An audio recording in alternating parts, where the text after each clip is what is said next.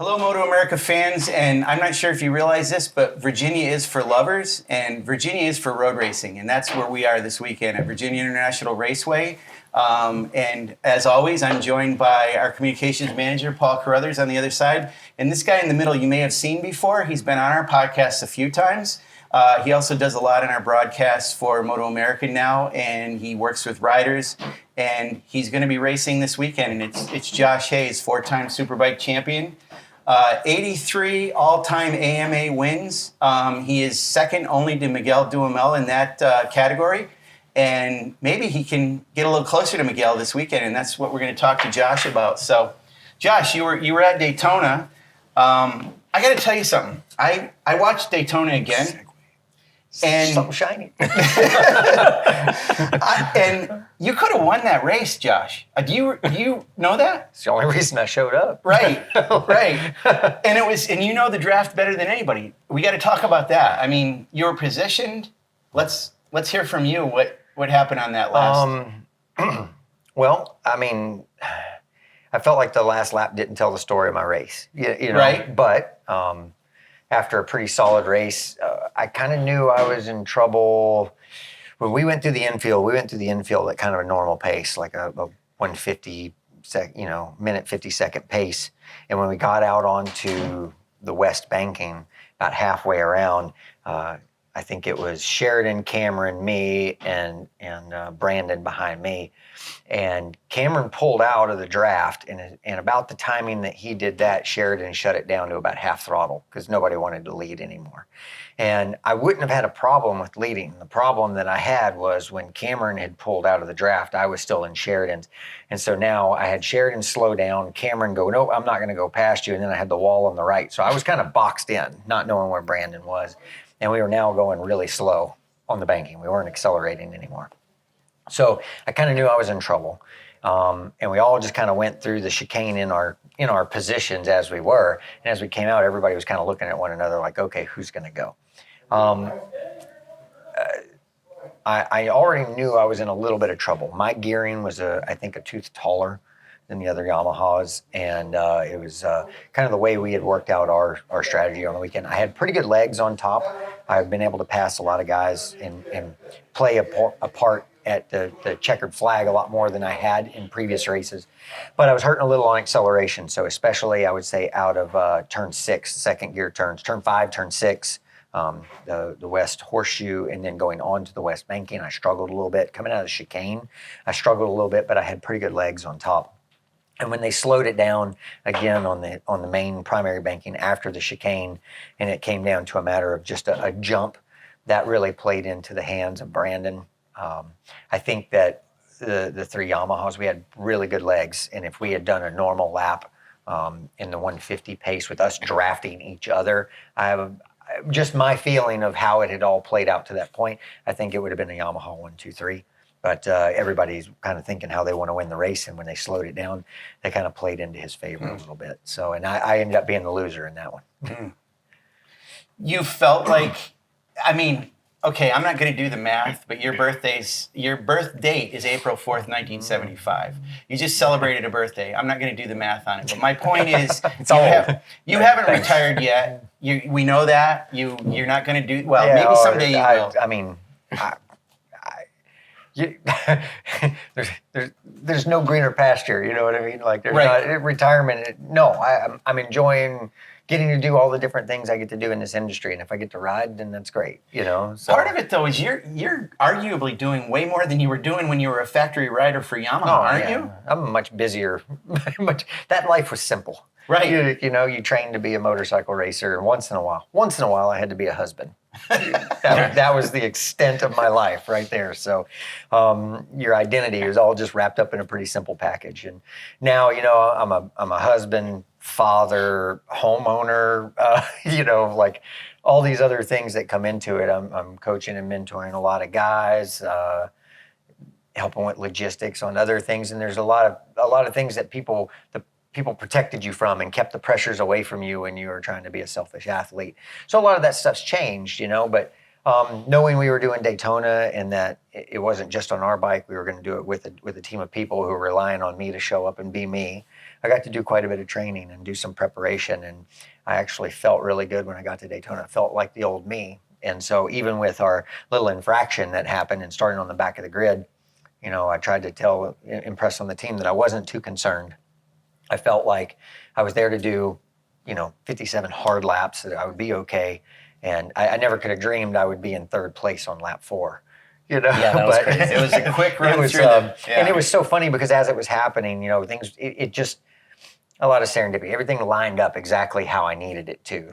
Right off the start, I actually ran off turn 1, but I still managed to make a position or two, even going wide out on there because everybody just bunched up.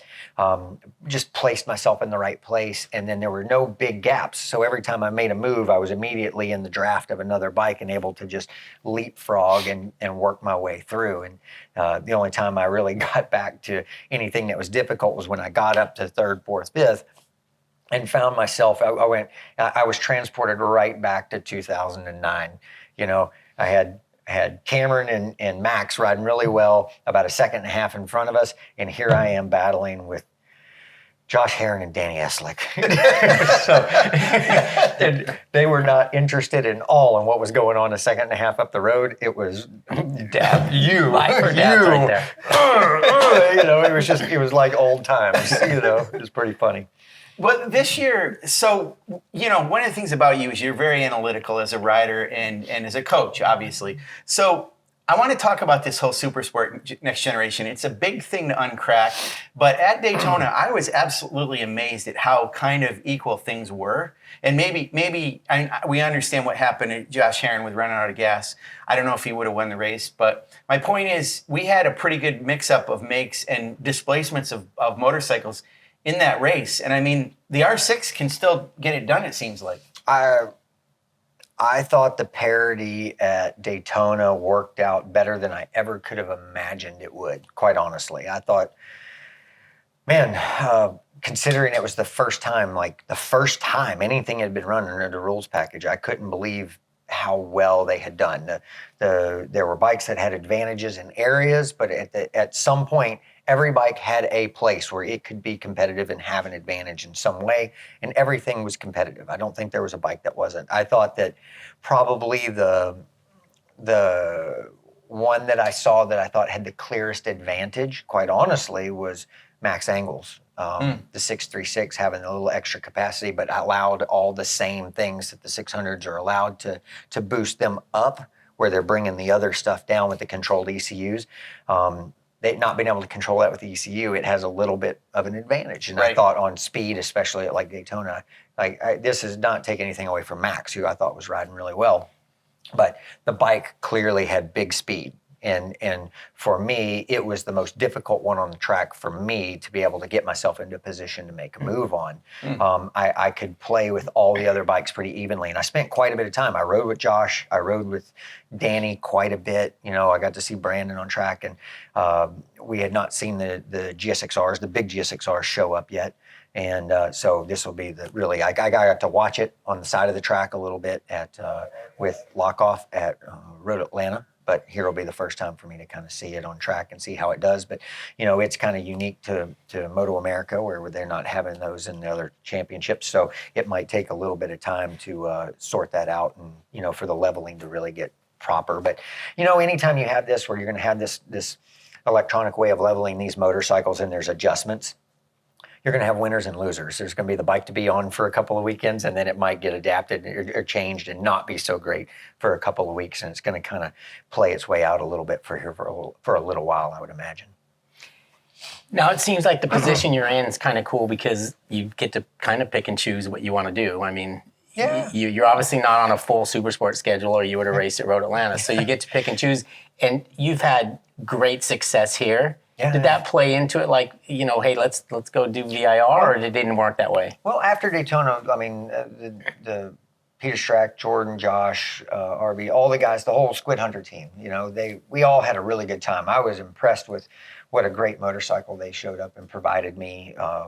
It rivaled some of the pro teams I've ridden with. It was a fantastic machine. We did a day of testing. We got through 3 days at the racetrack with no snafus, and the bike was it performed well. It was a winning motorcycle, I felt. So they seem to enjoy working with me, and for the first time, that team's done the Daytona 200 for a few years. It's the first time that it was the same spec as the rest of MotoAmerica's championship. So we had a motorcycle that we could go race, and it was like, hey, you guys want to do something else? And we all discussed it and said, yeah, we'd like to do that. Road Atlanta was a bit of a quick hop for us to get it done. There is still some differences with all the chassis stuff and the quick change and the things like that needed to get transferred over. And they're not a full-time pro team like you have here. So we talked a little bit. I kind of made some jokes with Peter about, he's like, well, would you want to do Road Atlanta or Virginia? And I go, really, honestly, it's kind of up to you. If you want to do both, that's good. I go, if you want to do one or the other, they're both really good racetracks for me. They're from Florida, so these are both East Coast, kind of close to them racetracks. And I said, the biggest problem you're going to have is if you decide to do both, you're going to be in big trouble because I'm going to be leading the points and you're not going to be able to quit. And you go, right. So about 3 weeks later, I get, hey, let's do Virginia. I was like, all right, sounds good. But no, I mean, like, I think this is kind of like the more fun they have, the more they'll want to do.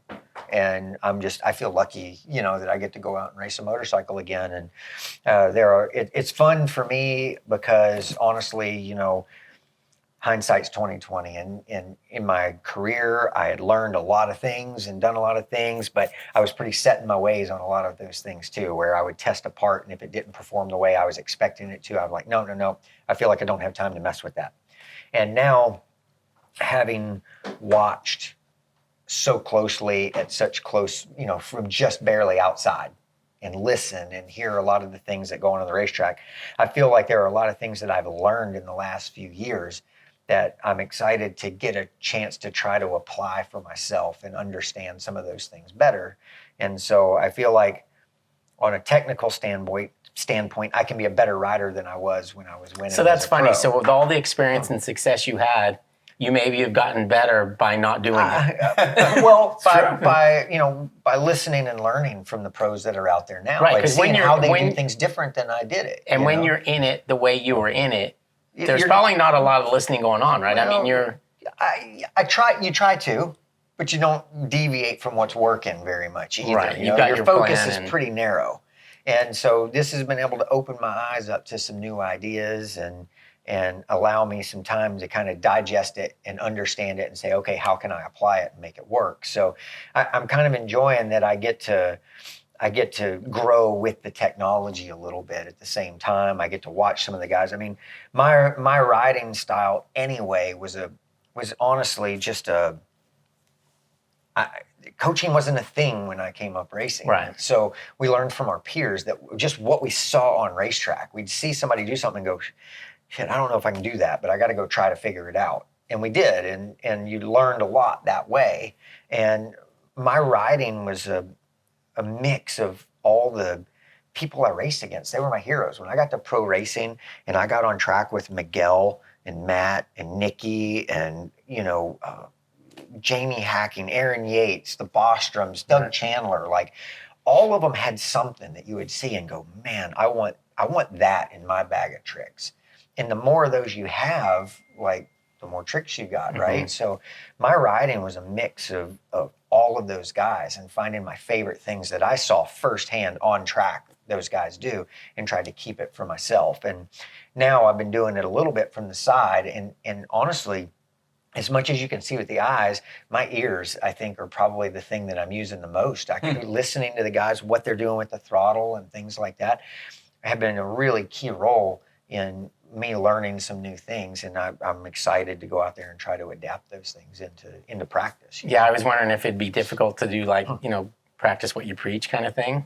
And you preach to these guys certain things, and then is it hard to actually go do it yourself? Sometimes, and not always, but sometimes. I mean, I still have some habits that are just like, always trying to make up that bike length or two. And there are times where we talk about the trade-offs. I did think about those things, but honestly, when you get into a superbike versus 600, it's a little bit easier to play those trade-offs pretty quickly, and the 600 is a little harder. You give up one or two here to gain 2 or 3 here. It ends up only being a bike length or 2 in the wash, where the superbike, it can be a greater deal. So, but no, I still believe in the things that I'm passing along. A lot of them are based on experience, but I'm also learning from them and trying to figure out how those things fit together and adapt it. And not a lot of those guys get the opportunity to compete whenever you're doing that and actually put it into practice. So I'm thankful to have that shot. So when you were with Yamaha and you were in the middle of kind of your run of success in Superbike and you're winning a lot of races, breaking records, looking at that time period versus now, are you happier now as a person than you were then? About the same? Do you think you're more fulfilled now? Where are you as a person compared to then? Because I keep thinking you were so focused at that time period. It was like just laser focused on what you were doing. Yeah, but now, no, and I still feel that guy inside, you right. know. But no, I don't think so. I mean, I've got family and I've got a lot of things that are going on in life that are the natural transitions in life. You can move on to the next thing, But I still feel all those feelings, and my transition happened overnight. Right. I finished at Barber. I was a Superbike racer. We went to dinner that night as a team and had kind of our team dinners that we would do anytime somebody left the team. And the next day, everybody was testing, and I wasn't a part of it. Right. And the next day I woke up and it was like, here's my super pregnant wife. Everybody's testing, and I'm going to be the guy that helps the kids on R3s. It really quickly transitioned for me, which was really not that easy. And I mean, I feel some of the same pressures from inside myself to perform well. It was easier at that time to put a position on that. When you're in the thick of it, it was easy to go, I expect to win today because I know where everybody else is and where I am because I get to see it week in and week out. Where coming into this, I have the hope and I have the belief that I think I can win these races here this weekend based on Daytona. I feel motivated. I've trained. I feel good. But I got to get on track with the guys and see what's actually happening out there. I bet you're chomping at the bit to do that, right? Absolutely, yeah. I am. But it's hard for me to say, oh yeah, I'm coming here and I'm going to win all these races because I raced some of these guys at Daytona. Daytona is kind of its own unique program, and coming here to VIR is a very physical track. It's going to be really hot, and I think a lot of the habits that were ingrained into me that the going through the motions that I went through in the past has always served me pretty well. I jumped on a MotoGP bike. I didn't do too bad. I just went through my routine. And if I show up here and I go through my routine, I think I'm going to be competitive.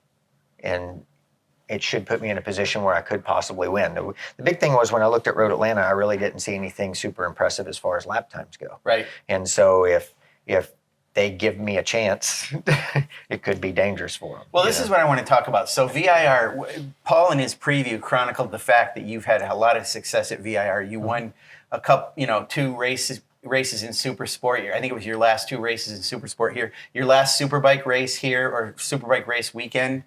Here, that was your last victory. So this track, you like it. So you're going to be racing here. You're also racing against a guy who won the last 2 rounds, who was a former teammate of yours, a guy that kind of followed in your footsteps a little bit, got a championship in the middle of your run, a guy that you've coached recently. I don't think there's anybody that knows Josh Herrin better than you do.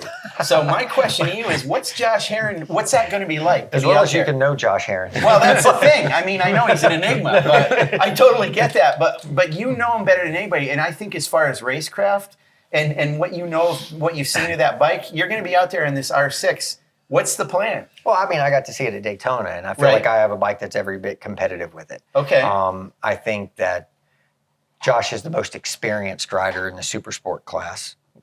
And if he goes through his motions, he's going to be competitive. And I mean, we saw that, I think, at Road Atlanta. I think in the first session he did, 5 timed laps. But I remember watching, and he had gone out and come in several times. And when he was over almost 2/3 of the way through the session, he got his first flying lap in, and it went red, red, red, fastest lap in the 29s at that point. And I went, okay, not something in my time that Josh has really been known for, to go out and jump up to speed super fast. So I go, okay, I feel like if I were out there, I would be in a good position right now to make this hard. So I think, I haven't been here in a long time. I got on the podium both times in 2019 in Supersport here when we showed up with our own bike. I actually got on the podium in both races there. Okay. I got second in the rain to Hayden, and I think I got third in one race to PJ and Bobby.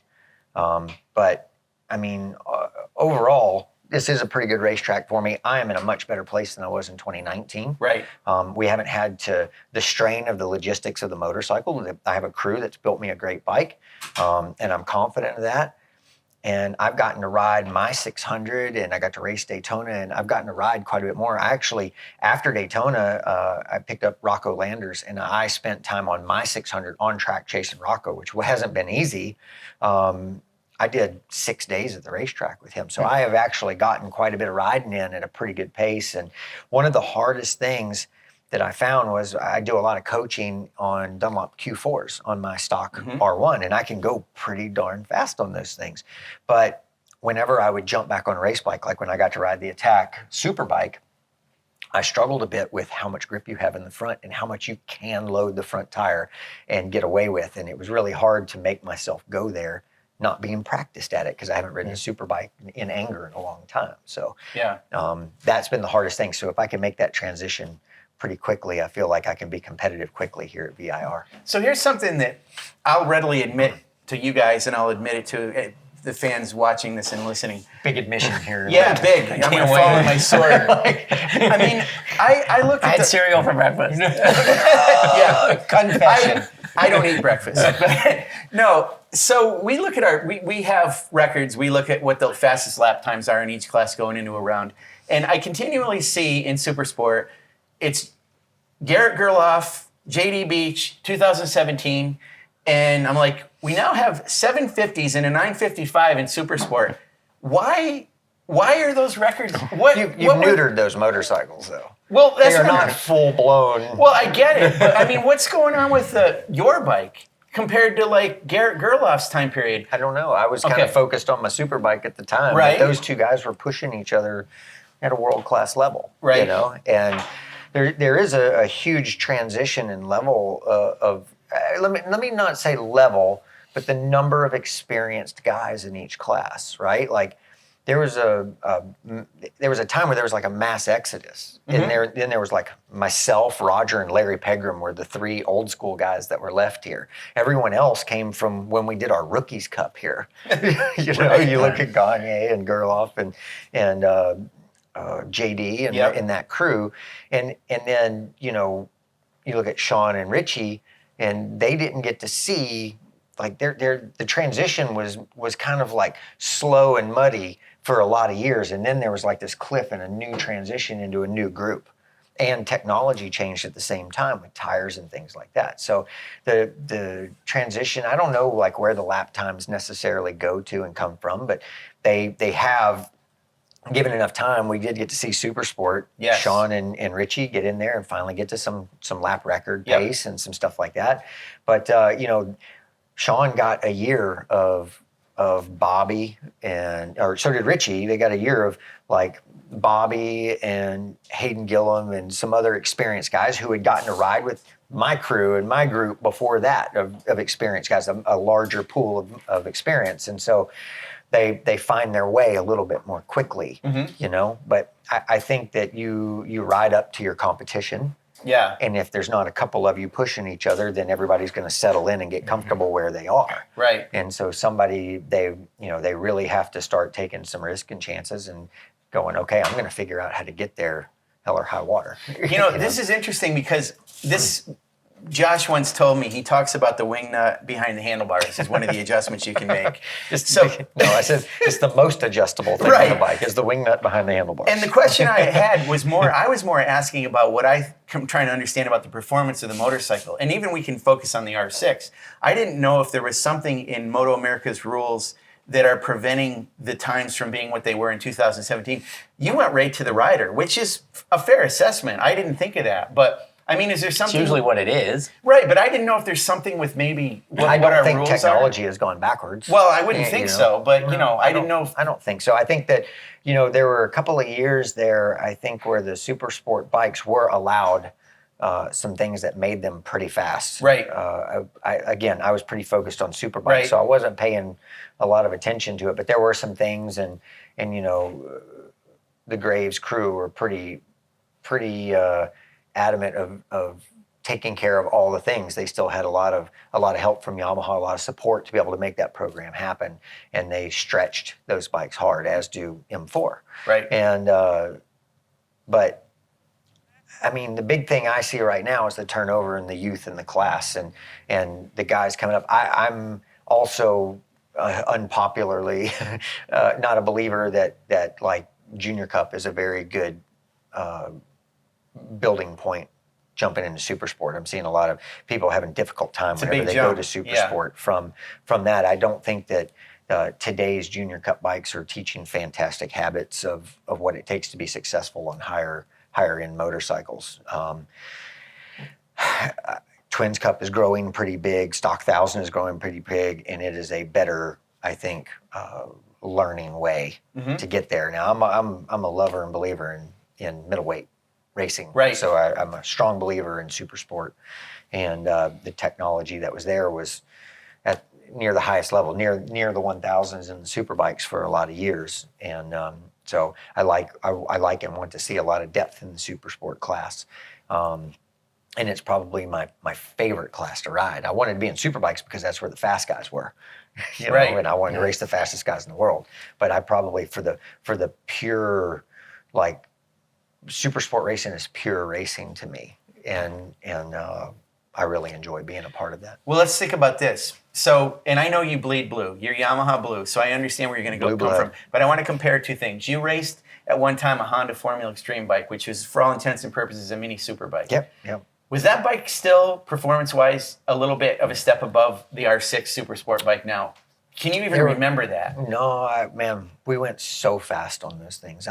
We went so fast on those that we struggled on Superbikes for a few years there. One thing that happened was the transition when Dunlop shut down the UK factory and we went to the US made tires. It took a little bit of time. The UK factory had been building race tires for decades, and the materials, all the things that have to happen in race tire development that they got there and were sourced there worked. And whenever it happened in the US, it took quite a few years to catch up.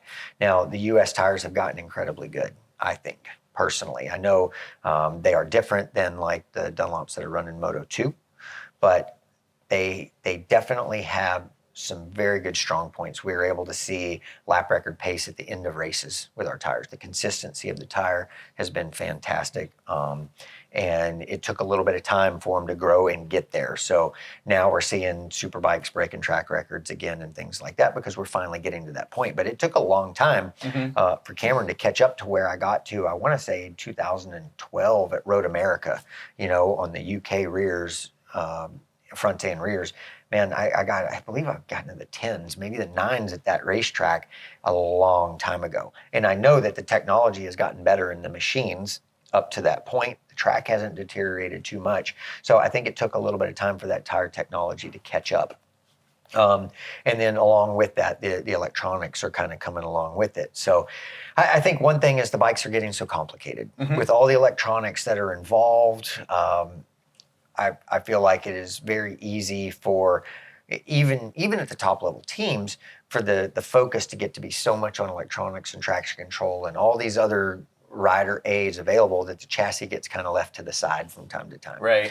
And so we're not getting the most out of the machines that we can get all of the time. And some of that's just going to be a learning process, but also, again, when you get a rider that goes, okay, I know I want TC, but I need the power because I need to go with this guy at this point. The true competition is what's going to bring that out at some point. And keep in mind, everybody, that this is a situation, this is a guy who's had enough experience that he raced in a time period where there wasn't any electronics. And I think he even liked it that way. I mean, the wheels were still round back then, by the way, I'll admit that. But technology happens for a reason. You can't stop it. Right. And the stuff is good. But let's just say when you get it into the racing application and how much adjustability we have, it's easier to get wrong than it is to get right sometimes. Yeah. And so as someone who now is working with the coaching and kind of a little bit on the technical aspect of understanding what's happening, everything is getting really tricky rather than keeping it simple.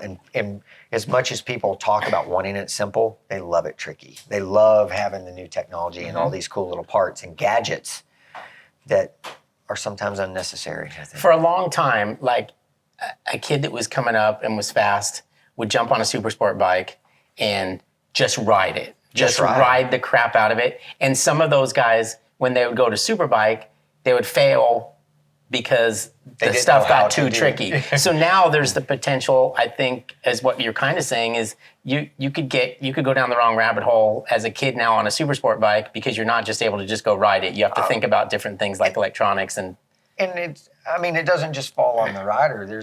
Everybody wants to contribute. So it's pretty competitive now because there's so few, technical side people, but they want to contribute. Your crew chiefs and guys like that really want to help you.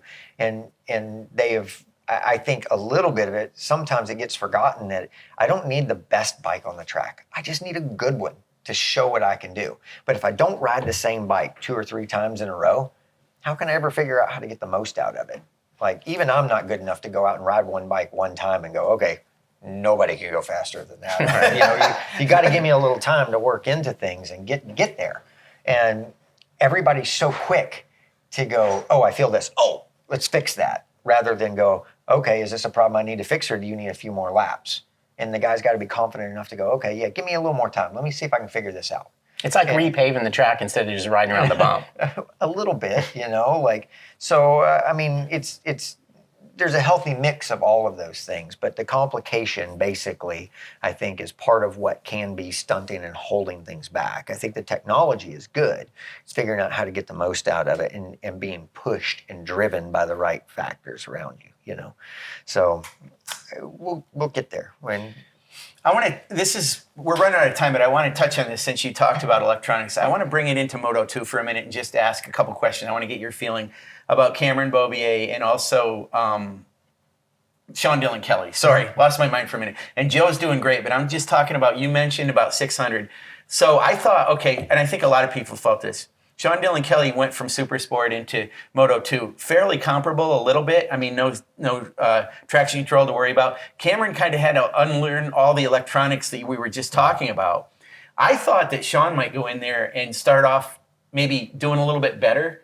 And I'm not trying to rag on him, but I just, do you think it's just Moto2? It's tough. It's such a tough series because they're all the same engines and what they're dealing with. Did you think he was going to do better, I think, to start with, because he didn't have to unlearn some things electronically? Because they don't have traction control, by the way, which is the point I'm getting at. I don't think that has anything to do with it. Okay. Personally. Things are coming around for Cameron. He's starting to get a little more steady. Like, I think there's a lot to just traveling the World Championship. And Cameron was a homebody. He liked being home. You know? So this was a good transition that needed to happen, but it wasn't one that I think he was super excited about at first for the fact of not being around home for a long time. So, but I think there were some team aspect things that changed during the year, so it made it a little tough, and he finally has gotten to a point where he's getting a little more steady and things are starting to happen for him a couple weeks in a row. Joe's got quite a few years there that he's been knocking it out. Sean, man,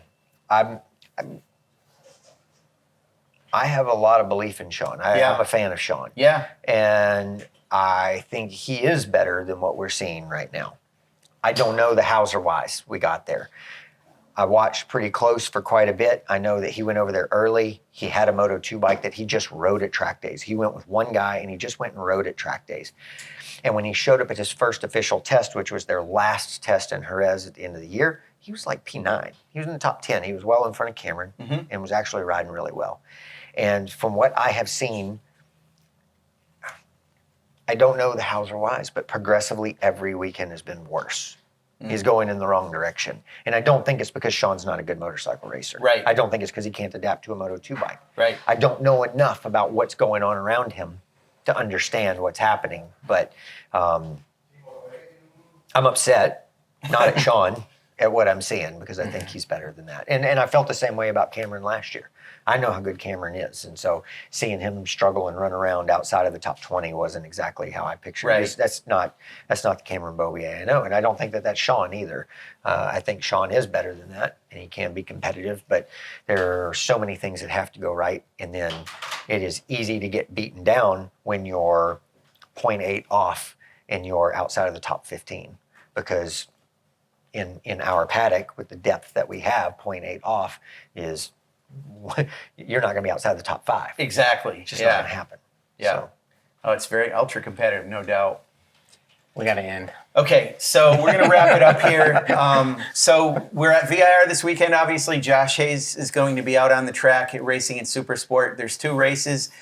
Subscribe to MotoAmerica Live Plus so you can catch those races. And absolutely, this is something we all want to see because this class is real interesting. There's a lot going on in it, and we obviously have Josh Herron, who's a former teammate who's shown to be kind of the guy, the rabbit that they're chasing right now. And you know what my favorite part is? He mentioned it on the podium and in the press conference that I was coming this weekend, so he's thinking about it. Oh, yeah. and let's watch this guy with the mind game because his mind game is pretty strong. So if you look at my Strava, I hit it pretty hard the last couple of weeks too.